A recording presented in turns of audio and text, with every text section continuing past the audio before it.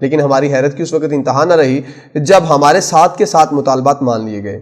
کئی سال بعد ان مطالبات کو ماننے کا یہ جواز دیا گیا کہ ہمیں دھمکی دی گئی تھی کہ اگر تم ایسا نہیں کرو گے تو تمہیں کھنڈر بنا دیا جائے گا، لیکن اس کئی سال بعد بولے گئے جھوٹ کی کلی کھول دی گئی۔ مجھے ایک طویل انٹرویو دیتے ہوئے انہوں نے بتایا کہ مجھے امریکہ کے پاس خفیہ ایجنسیوں کی سطح پر امداد حاصل کرنے کے لیے کشکول دے کر بھیجا گیا تھا۔ مجھ سے پہلے وزیر خارجہ عبدالستار کا ایسا ہی مشن ناکام ہو چکا تھا۔ جارج ٹینٹ نے 10 ستمبر 2001 کو جنرل محمود کو صاف اور کورا جواب دے دیا، لیکن اگلے ہی دن جب 11 ستمبر کو ورلڈ ٹریڈ سینٹر پر حملہ ہوا تو جیسے دنیا ہی بدل گئی۔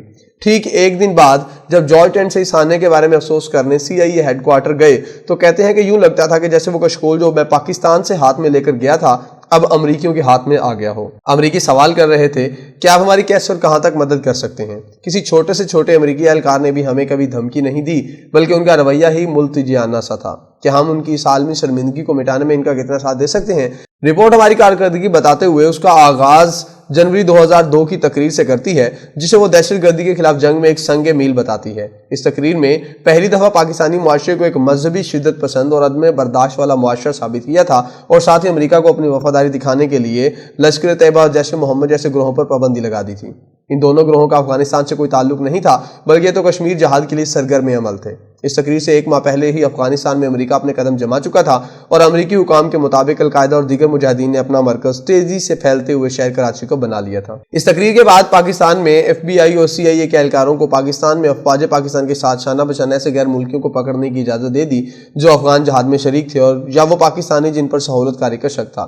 رپورٹ کے مطابق پہلی بڑی کامیابی مارچ 2002 کو فیصل آباد میں ہوئی جب امریکی CIA کی ٹیم اور پاکستانی حکام نے مل کر کارروائی کرتے ہوئے القاعدہ کے کمانڈر ابو زبیدہ کو گرفتار کیا۔ اس گرفتاری نے امریکی شبہات پر مہر تصدیق ثابت کر دی اور گھبرائی ہوئی انتظامیہ نے فیصل آباد اور لاہور سے 26 مشتبہ افراد کو گرفتار کر لیا۔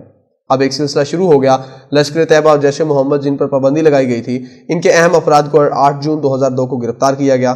10 جولائی کو کوہاٹ اور حیدرآباد سے 1 درجن عرب مجاہدین، اگست میں حرکت المجاہدین کے 12 مشتبہ افراد، ستمبر میں رمزی شیبہ کو گرفتار کیا گیا اور اس کے ساتھ ہی 10 مزید مشتبہ افراد بھی حراست میں لے لیے گئے۔ اکتوبر میں پشاور کے مہاجر کیمپ سے گرفتاریاں ہوئی اور دسمبر میں امریکی حکام پاکستانی اہلکاروں کے ہمراہ جنوبی وزیرستان میں جا گھسے اور وہاں سے 2 قبائلی سرداروں کو پکڑ کر انہیں کابل میں امریکی حکام کے حوالے کر دیا اور یوں 1 مارچ کو اسامہ بن لادن کا خاص معتمد خالد شیخ محمد بھی پکڑا گیا۔ صرف اس ایک سال میں 442 افراد کو القاعدہ سے تعلق کے شبے میں پکڑا گیا۔